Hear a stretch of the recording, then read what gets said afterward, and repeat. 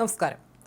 ഡൽഹി നിയമസഭാ തെരഞ്ഞെടുപ്പിൽ ഭരണത്തിലേക്ക് അടുക്കുമ്പോൾ ബി.ജെ.പിയുടെ മുഖ്യമന്ത്രി ആരായിരിക്കുമെന്ന ചോദ്യമാണ് ഉയർന്നു കേൾക്കുന്നത്. ബി.ജെ.പി ഡൽഹി അധ്യക്ഷൻ വീരേന്ദ്ര സച്ദേവ് മുഖ്യമന്ത്രി പദത്തിൽ എത്തുമെന്നാണ് ഭൂരിപക്ഷം ആളുകളും ചൂണ്ടിക്കാട്ടുന്നത്. ഡൽഹിയിൽ അധികാരം ഉറപ്പിച്ചതോടെ കേന്ദ്ര നേതൃത്വമാകും ഇനി കാര്യങ്ങൾ തീരുമാനിക്കുക. അതേസമയം മുഖ്യമന്ത്രി ആരാണെന്ന് പാർട്ടി കേന്ദ്ര നേതൃത്വം തീരുമാനിക്കുമെന്ന് വീരേന്ദ്ര സച്ദേവ് മാധ്യമങ്ങളോട് വ്യക്തമാക്കി.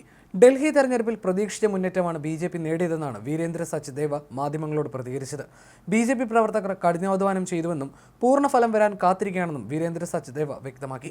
പാർട്ടിയുടെ മുതിർന്ന നേതാക്കളുടെ വിജയമാണിത്. ഡൽഹിയിലെ പ്രശ്നങ്ങൾ ചൂണ്ടിക്കാട്ടിയാണ് ബി.ജെ.പി തെരഞ്ഞെടുപ്പിനെ നേരിട്ടതെന്നും എന്നാൽ അരവിന്ദ് കെജ്രിവാൾ പ്രശ്നങ്ങൾ വഴിതിരിച്ചു വിടാനാണ് ശ്രമിച്ചതെന്നും വീരേന്ദ്ര സച്ദേവ് ചൂണ്ടിക്കാട്ടി.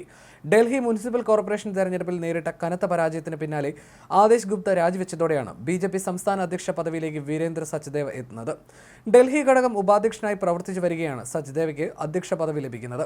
ഡൽഹിയിൽ പാർട്ടിയെ നയിക്കാൻ കൂടുതൽ ശക്തമായതും ഫലപ്രദവുമായ നേതൃത്വം വേണമെന്ന ആവശ്യമുയർന്ന സാഹചര്യത്തിലാണ് ബി.ജെ.പി കേന്ദ്ര നേതൃത്വം വീരേന്ദ്ര സച്ദേവിനെ അധ്യക്ഷനാക്കുന്നത്. അതേസമയം 27 വർഷത്തിനു ശേഷമാണ് ഡൽഹിയിൽ സർക്കാർ രൂപീകരിക്കാൻ ബി.ജെ.പി ഒരുങ്ങുന്നത്. വോട്ടെണ്ണൽ തുടങ്ങി 2 മണിക്കൂറുകൾ പിന്നിടുമ്പോൾ ഡൽഹിയിൽ ബി.ജെ.പി പാർട്ടി ആസ്ഥാനത്തിന് മുന്നിൽ പ്രവർത്തകർ വിജയാഘോഷം തുടങ്ങി. ബി.ജെ.പിയുടെ 2 മുൻ മുഖ്യമന്ത്രിമാരുടെ മക്കൾ മുന്നിലാണ്. ന്യൂഡൽഹിയിൽ സാഹിബ് സിംഗ് വർമ്മയുടെ മകൻ പർവേഷ് വർമ്മ മുന്നിൽ, മോത്തി നഗറിൽ മദൻലാൽ ഖുറാനയുടെ മകൻ ഹരീഷ് ഖുറാനയും മുന്നിൽ തന്നെയാണ്. അതേസമയം കെജ്രിവാളിനെതിരെ വിമർശനവുമായി അണ്ണാ ഹസാരെ രംഗത്തെത്തിയിരുന്നു. ആം ആദ്മി പാർട്ടി നേതാവ് അരവിന്ദ് കെജ്രിവാൾ മദ്യത്തിൽ മാത്രമാണ് ശ്രദ്ധ കേന്ദ്രീകരിച്ചതെന്നായിരുന്നു ഹസാരയുടെ മറുപടി. ഒരു സ്ഥാനാർത്ഥിയുടെ പെരുമാറ്റം, ചിന്തകൾ ശുദ്ധമായിരിക്കണം, ജീവിതം കുറ്റമറ്റതായിരിക്കണം, ത്യാഗമായിരിക്കണം. ഈ ഗുണങ്ങൾ വോട്ടർമാർക്ക് നേതാക്കളിൽ വിശ്വാസമുണ്ടാക്കാൻ കാരണമാകും.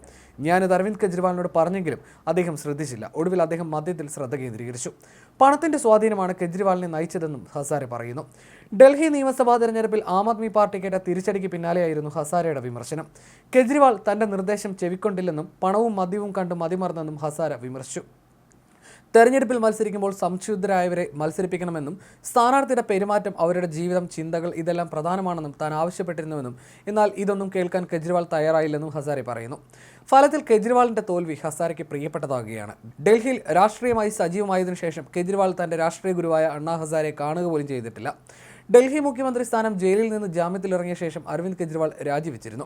അന്ന് രാജിപ്രഖ്യാപനത്തിൽ പ്രതികരണവുമായി അണ്ണാ ഹസാരെ രംഗത്ത് വന്നിരുന്നു. ഒരിക്കലും രാഷ്ട്രീയത്തിൽ ഇറങ്ങരുതെന്ന് കെജ്രിവാളിനോട് പറഞ്ഞിരുന്നതായും എന്നാൽ ഇപ്പോൾ പ്രതീക്ഷിച്ചത് സംഭവിച്ചെന്നുമായിരുന്നു അദ്ദേഹത്തിന്റെ പ്രതികരണം.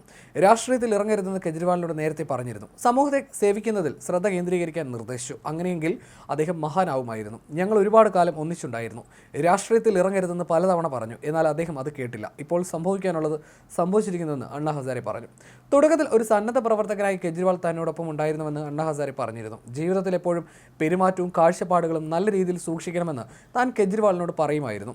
ജീവിതം കളങ്കരഹിതമായി സൂക്ഷിക്കുക, ത്യാഗങ്ങൾ ചെയ്യാൻ പഠിക്കുക, എപ്പോഴും സത്യത്തിന്റെ പാതയിൽ നടക്കുക തുടങ്ങിയ കാര്യങ്ങൾ പറഞ്ഞിരുന്നുവെന്നും എന്നാൽ കെജ്രിവാളിന്റെ മനസ്സിൽ പണമായിരുന്നുവെന്നും അണ്ണാ ഹസാരെ ആരോപിച്ചിരുന്നു. മുൻ IPS ഉദ്യോഗസ്ഥനായ കിരൺ ബേദിയും മറ്റുള്ളവരും കെജ്രിവാളിനോടൊപ്പം ഉണ്ടായിരുന്നുവെന്നും അവർ അണ്ണാക്കി പാഠശാല സംരംഭങ്ങൾ ആരംഭിച്ചെന്നും അണ്ണാ ഹസാരെ ചൂണ്ടിക്കാട്ടിയിരുന്നു. എന്നാൽ കെജ്രിവാൾ പണത്തിന് പിന്നാലെ ഓടി വഴുതി വീഴുകയായിരുന്നുവെന്നായിരുന്നു അണ്ണാ ഹസാരയുടെ വിമർശനം.